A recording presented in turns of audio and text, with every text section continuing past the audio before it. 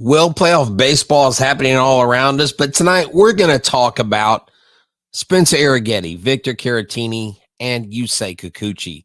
These are my three best new kids on the block for the Houston Astros. Let's start right now. Jainel Diaz, this is Locked On Astros.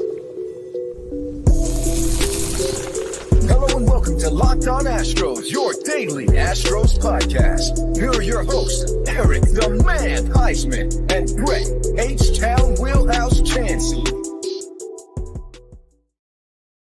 Hey, everybody, and welcome into another edition of Locked On Astros. I'm Htown Wheelhouse. You know where to find me. You can find me at Htown Wheelhouse on X, Instagram, and TikTok. You can find me at Stros411 on X and on Facebook, and at Back to the Bullpen on YouTube, on X, on iHeartRadio, and on Instagram, where I'm always positive, always Stros. Tomorrow at 1 o'clock, Mike Stanton and I will be recording a show. We might do a day, like a live show during the day, or we might just post it tomorrow night. So go check out Back to the Bullpen. Thank you for making Locked On Astros your first listen. Please make sure you make Locked On MLB your second listen.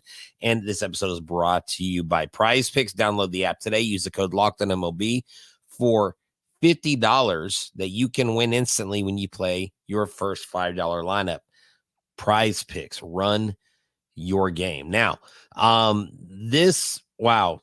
tonight was, I hate to say this, it's hard to say this because it's not our team, but tonight's ALCS game was a really, really good game. It still doesn't top World Series Game 5 in 2017. There's a lot of Astros games that I might put in front of it, but you've got to tip your hat to the Guardians coming back with a guy that was pinch hitting.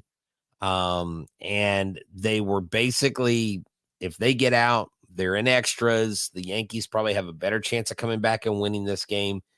After an Aaron Judge and Giancarlo Stanton back-to-back home run, they come back and walk it off with a guy. Actually, walk it off with they tie it up with Noel, and then they walk it off with David Fry. So what a game. I mean, sorry, NFL, I was not watching Thursday Night Football. I could really care less about Thursday Night Football, especially, the two teams involved tonight, Denver and New Orleans. Wow. Talking about mid. If it wasn't the Texans, if it wasn't them playing somebody, we could care less. But tonight we've got something on tap. I was like, you know what?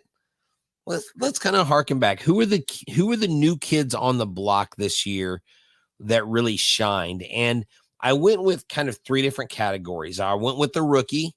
I went with a new person who joined the team at the beginning of the season.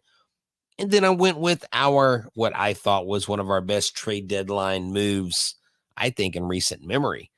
Probably could go down if Kikuchi re-signs with the Astros, a 3-year deal or whatever he would sign. It could go down as one of the better trades. Now, depending, obviously, what happens on the flip side of that with Will Wagner, Joey Loperfido, and Jake Bloss, you really don't know. But I'll get to Kikuchi in the last segment. But let's talk about Spencer Arrighetti. Spencer Arrighetti is a guy that I talked to in the beginning of the season, and I really liked his confidence. I liked where he was at as a player, his mentality. Had actually gotten to talk to some of the trainers that actually trained him at the training facility here in Houston. I believe it's DST. I might have that wrong, but it was basically this. The message to me was Spencer Arrighetti is ready. Like Arrighetti is ready. It was kind of a cliche-ish type thing, but they were all about talking about how Arrighetti just has the stuff. And if you look at his numbers, his strikeout percent was in the 79th percentile. His whiff rate was in the 68th percentile, 27.7. He came out, he was 7-13 on the year. We know things were a little rough in the beginning. He ended with a 4.53 ERA and 171 strikeouts. That's tops for a rookie over the history of Major League Baseball. He's one of few to reach up in those numbers to get into that stratosphere. He featured this season a four-seam, a curveball, and a cutter, which he threw most of the time. 41% four-seam, 19.6% cutter. Then he had a sweeper he threw 10% of the time, a changeup 8% of the time, and a slider he only threw it for 3 pitches. But this kid has quite the arsenal.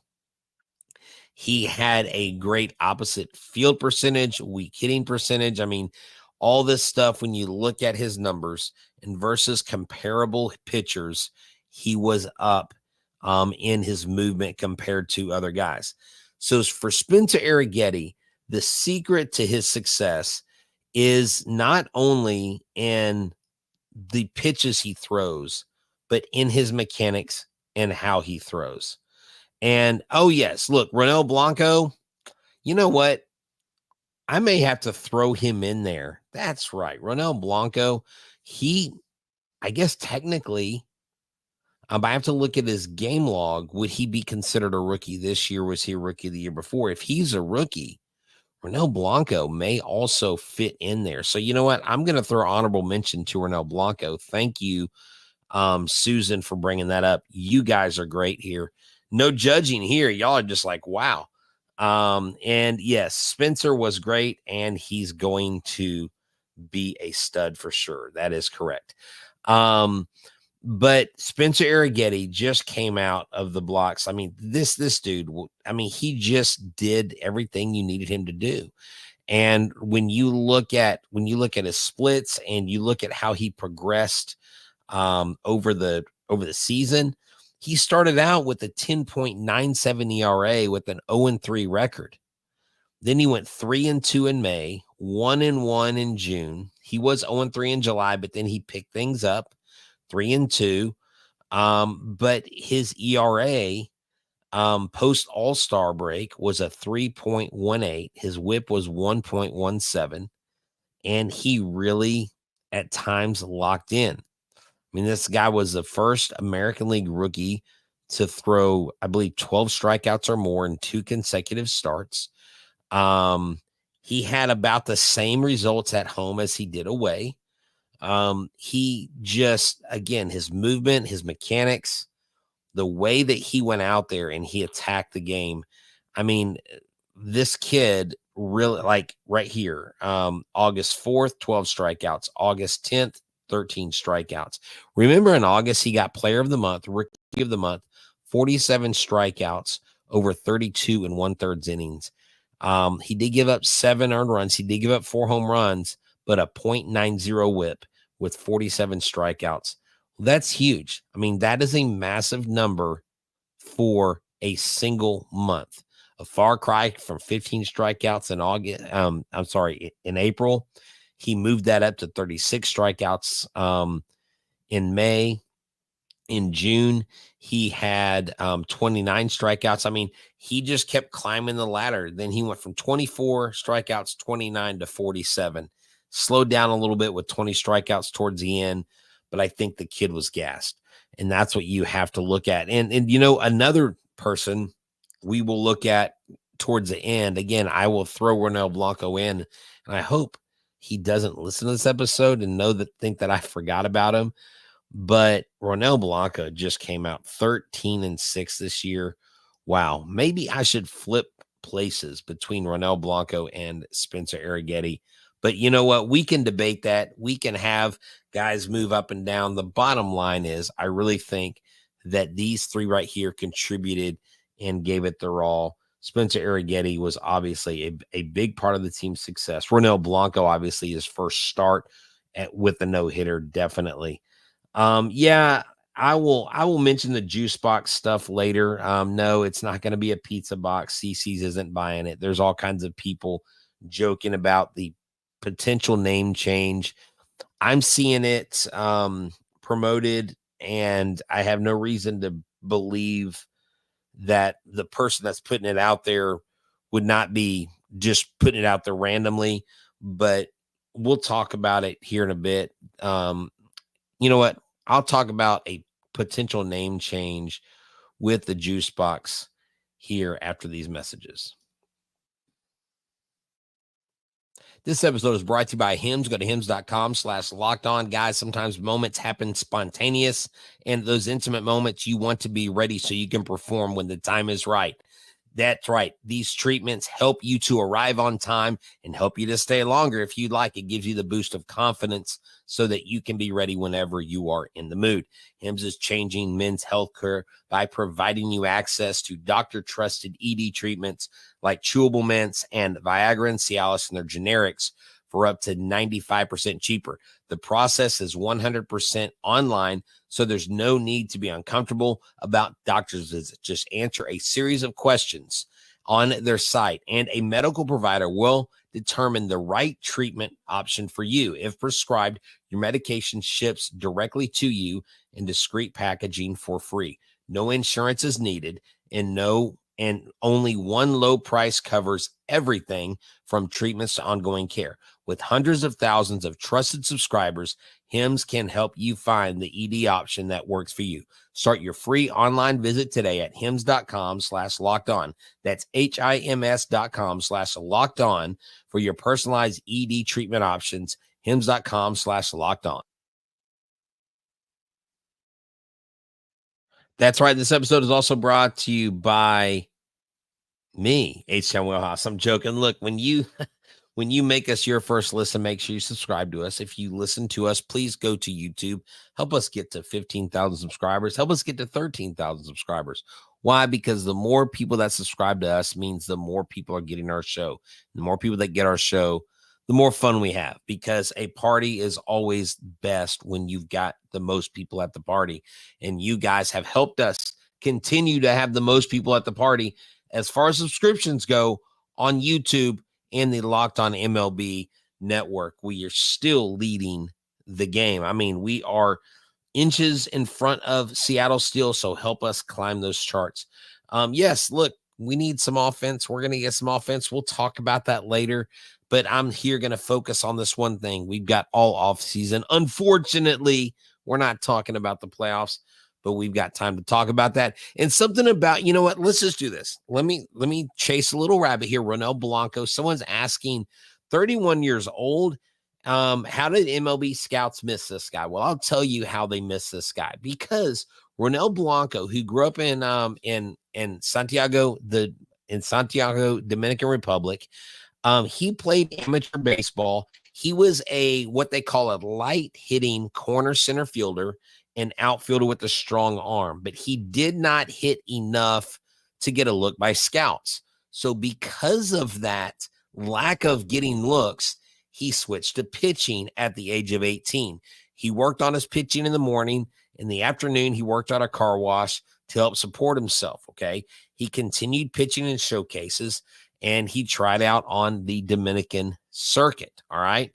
Along the way, this guy's just who he was and what he became just took a little bit longer for him to find his way to the major leagues. I mean, you know, we're used to guys getting discovered in high school, okay?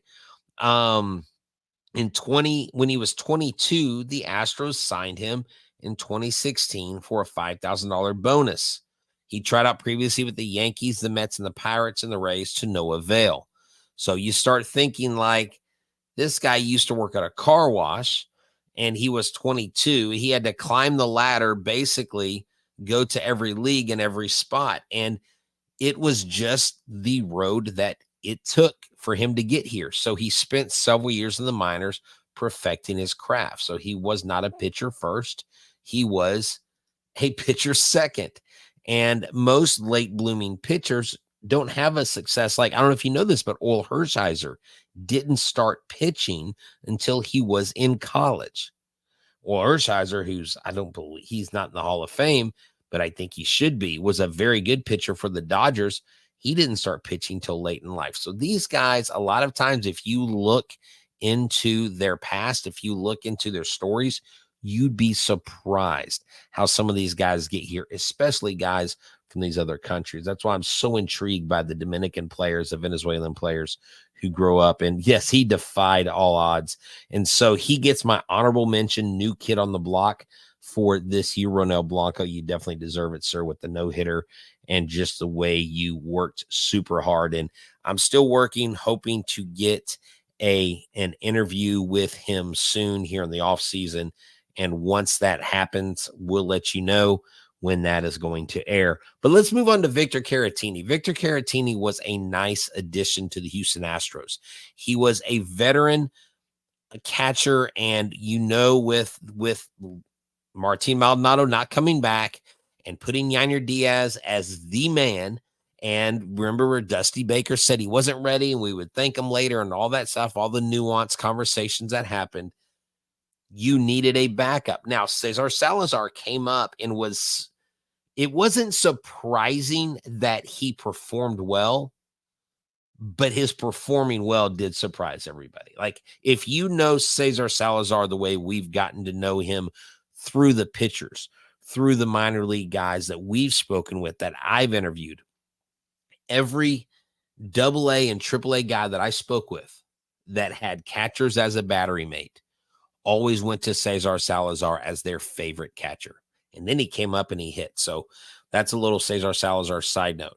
But Victor Caratini, look at this. In 2022, he was hitting 199. The guy had an OPS of 642. The next year, 2023, he's not an Astro yet. He had 201 plate appearances, 52 hits, 7 home runs, a 259 average, and a 710 OPS. Well, what did he do this year? 66 hits, 8 home runs, 269 average, and a 744 slugging percentage. Victor Caratini not only did that, he hit some walk-off hits. He got a walk-off home run. I was actually at one of those games.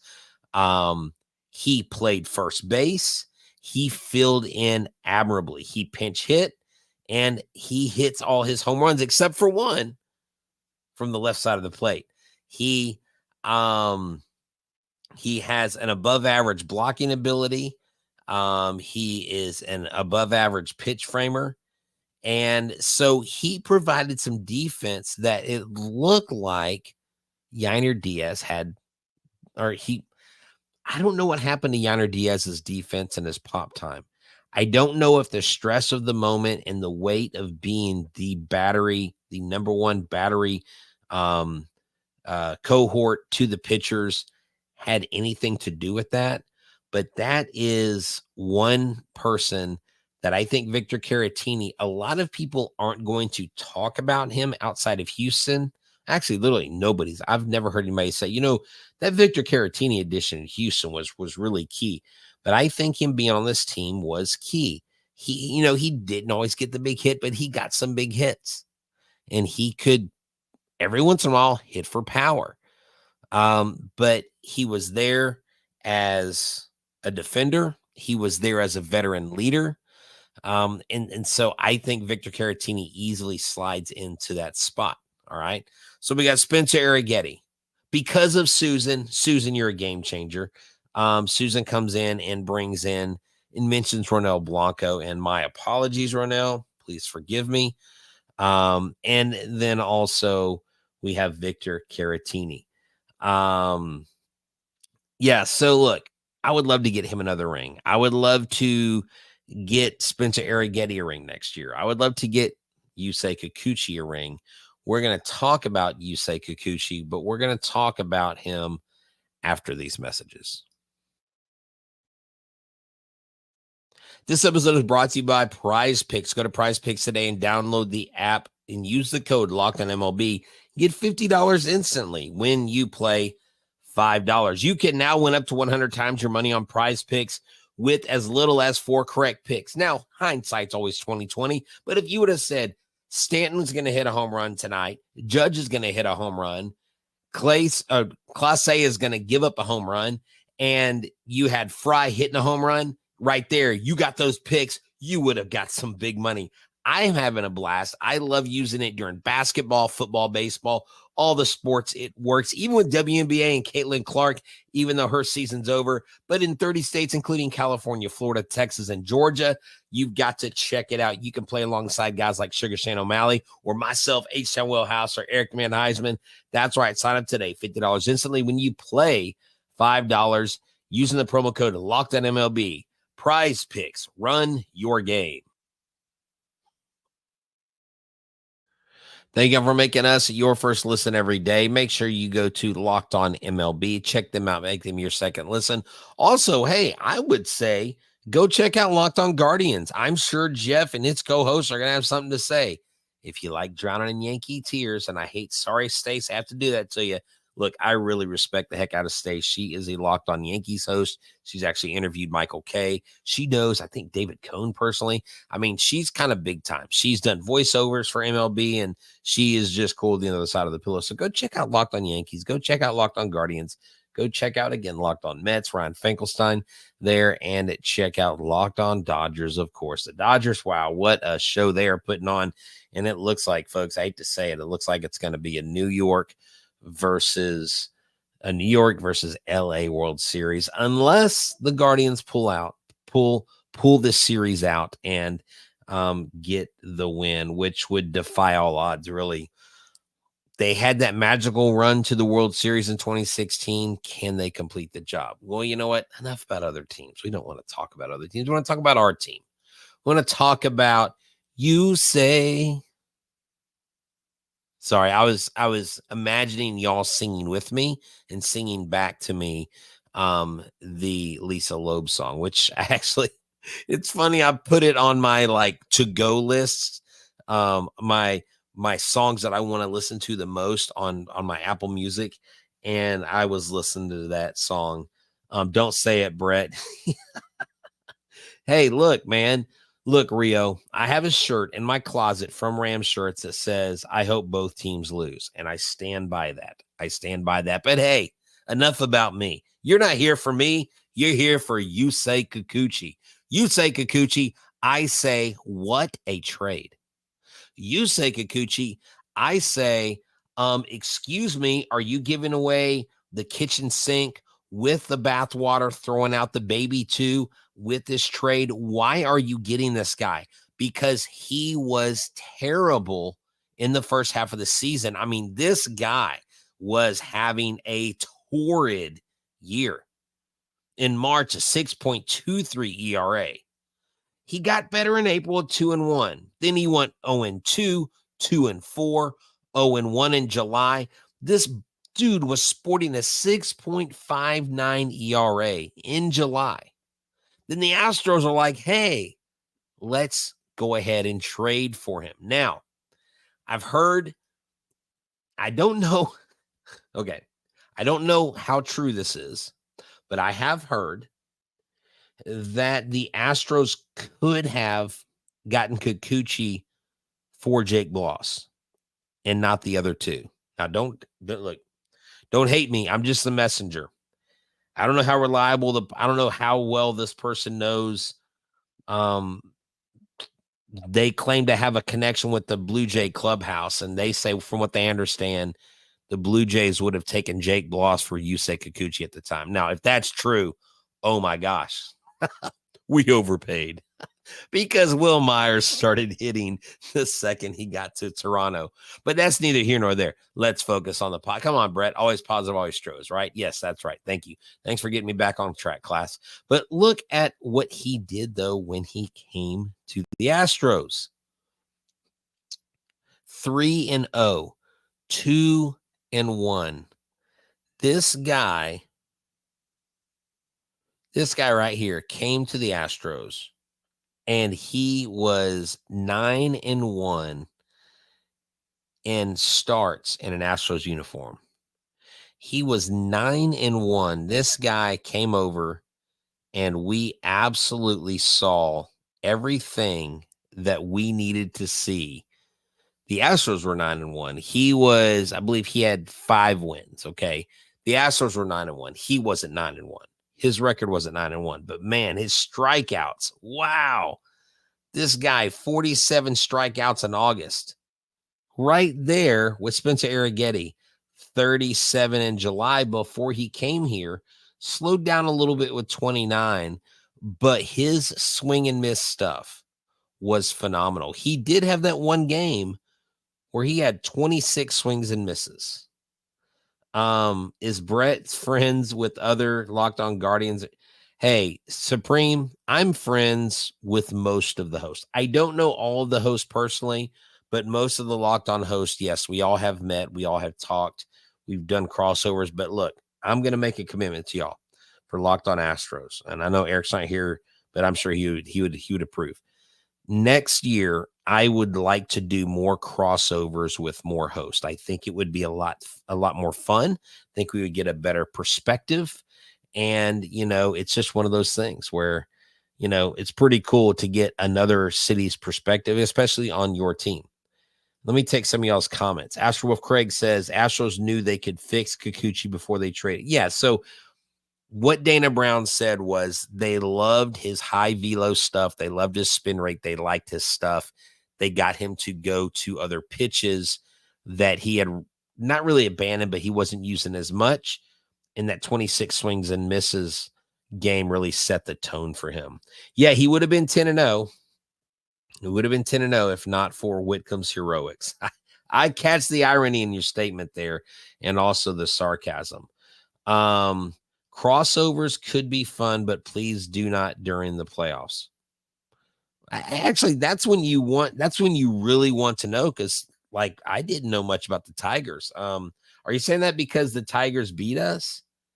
Us losing to the Tigers had nothing to do with that crossover, so we didn't jinx anything. That was just the Tigers got into a perfect scenario. But hey, look, let's get back to Yusei Kikuchi. I don't want to talk about the Tigers. They died anyways the next round. They didn't keep going on. But I just absolutely love this guy's right here. Everything changed for him when he got here. Oh, post All-Star game whip of 1.05, a whip of 0.94 and 0.92 in August and September with the Houston Astros. Okay. He still gave up a few home runs. He did have 10 walks in August, but he coupled that with 47 strikeouts. Okay. Sometimes you're going to have that. A guy that throws high velo with pitches that move up in the zone, you're going to get some walks. I really think the Astros should re-sign him. I think Yusei Kikuchi is a guy that the Astros could very much benefit from. Now, before we move on, because we're nearing the end of the show, let's look at a couple of your "so you want to be the GM" proposals. I picked 2 tonight, but we're going to take all off season to do them until big moves happen. Let's look at the first one. Why is that? It is not what I need. I put it on the wrong screen. There we go. Let's check this out. Technical difficulties never seem to miss. Here we go. Boom. All right. Let's look at this background right here. All right. So Junior says, sign Snell, let Verlander walk, re-sign Bregman. He means more to us than Breggy bombs. He deserves to retire an Astro like Biggio, Bagwell, and Altuve, and re-sign Kikuchi with Fromber money and trade Fromber for a first baseman, or keep Fromber and sign Alonso. Okay. Some potential problems with that proposal. I don't think we're going to sign Blake Snell. I think he'll want too much money. The Bregman part, I'm on board with. Kikuchi, I'm on board with. Fromber is the interesting part of this. I don't know what you do with Fromber. I say keep him if he's going to perform high, but if he's going to underperform in the playoffs and he's got a year left, can you trade him for some assets? Can you trade him for a first baseman? Can you trade him for an outfielder? Look, I was just looking at Pedro Leon's numbers in center field. Are we going to give this guy a shot? And the guy that helped turn him around, Aaron Westlake, is he not going to get a shot to be the pitching coach for the Houston Astros? mean, he turned around Pedro Leon's season, 2 straight years of 20-plus home runs, hitting .299 this year. His OPS went way up. Yeah, he struck out, but he still hit for numbers. He still hit for average. He still hit the RBIs. And that team won 93 games. They had never done anything like that. And they won the PCL. So, I don't know. I think maybe Pedro Leon deserves to shot at center field. And if he does, maybe you couple a 2 center fielder package in Chaz and Myers. I don't know what kind of value they have. But hey, Myers is a Gold Glove nominee. Let's look at this. Re-sign Bregman again. Trade Fromber for some younger talent. There's another trade Fromber. Get an everyday first baseman. Doesn't have to be a top tier free agent either. If you can snag a decent first baseman in the Fromber trade, then see. Are you sure these aren't the same people? Because they both want Snell, they both want Fromber to be traded, and they both want a first baseman in the mix. I don't know. I know Eric last night had a show and he talked about bringing on Paul Goldschmidt. I think Goldschmidt, if Goldie came here for a 1-year, $12.5 million deal, I wouldn't mind signing him. But my big problem with that is this. We just signed Jose Abreu. We're still paying him. I do not see the Astros signing another aging first baseman. If Goldie was 32, sign him. Get him here. Give him a 3-year deal. At 32, I'm cool with that. But right now, I need John Singleton to be my backup first baseman. And nowhere, I don't want to get rid of Singleton. He's a left-handed bat. He can't hit for power. And we need to bring in another first baseman. I'll tell you this. I don't think Pete Alonso is coming out of New York. I don't think Pete Alonso is going to. I don't think Cohen is going to let Alonso walk. I think Cohen's going to keep Alonso there. I don't know what Lindor thinks about Alonso, but if Lindor wants Alonso there, Alonso's going to stay. Lindor is the leader of that team. Lindor, by the way, should be getting some first place votes, at least some nods, some second place votes for MVP, because he has become quite an outstanding shortstop. Remember, he was in the same rookie class as Carlos Correa. Carlos Correa won Rookie of the Year over him, but Francisco Lindor got paid big bucks before Carlos Correa did. That's interesting how that happened. But look, here's the deal. We can't solve all the Astros problems in 1 year, and I will end with this little kind of beefy caveats. Michael Schwab, a friend of mine, tweeted out today, and there is no official news on this whatsoever. So this is not Locked on Astros breaking news or breaking a story with anything other than Michael Schwab mentioned it. He's saying that he's heard, now this is a hearsay, heard that Minute Maid Park and Minute Maid is removing their name from the Houston baseball stadium. Okay. Rumor is that it will become what's called Daikin Park for 2025 and beyond. Daikin is the world's largest air conditioner manufacturer, headquartered in where? Japan.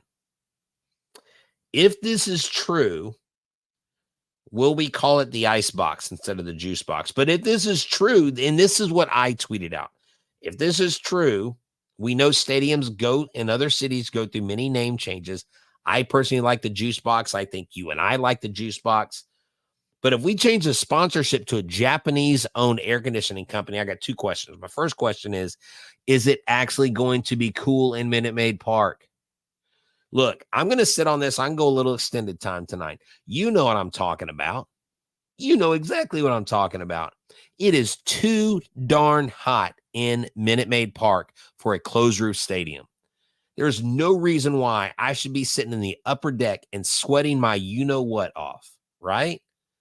I've been in the club section sweating my you-know-what off.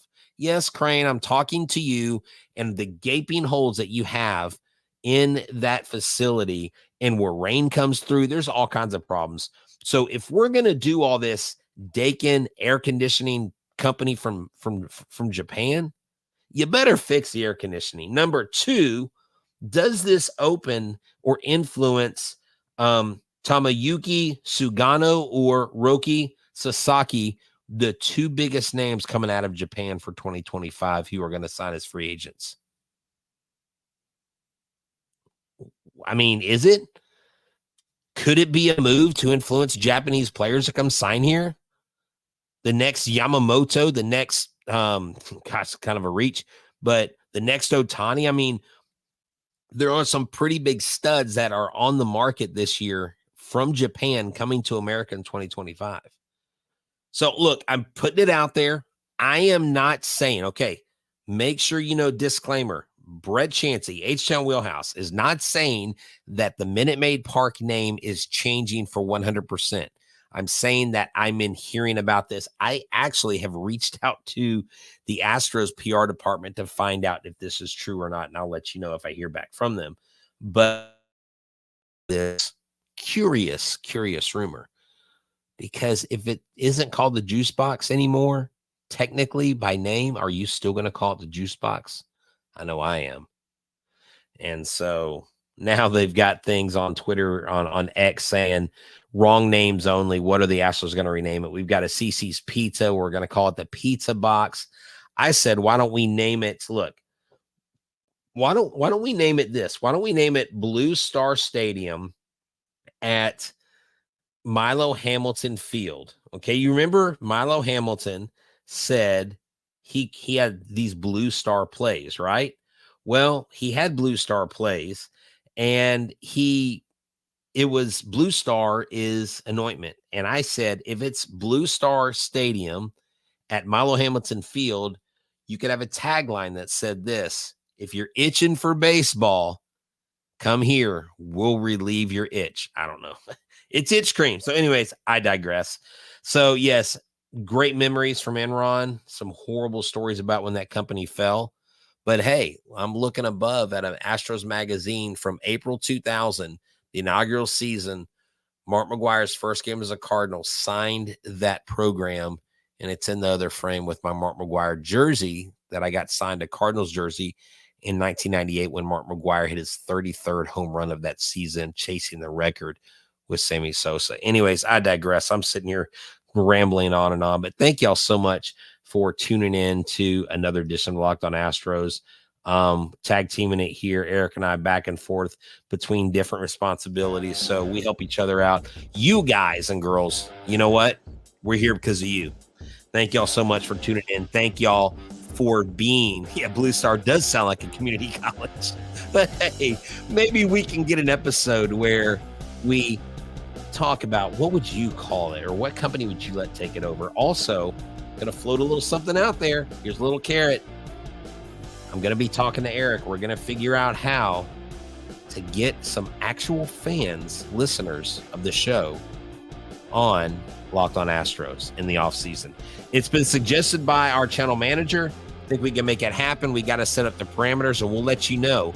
Maybe you one day could appear on an episode of Locked on Astros Live. I'm Htown Wheelhouse. Everybody here at Locked on Astros, thank you for tuning in. And as always, go Stros.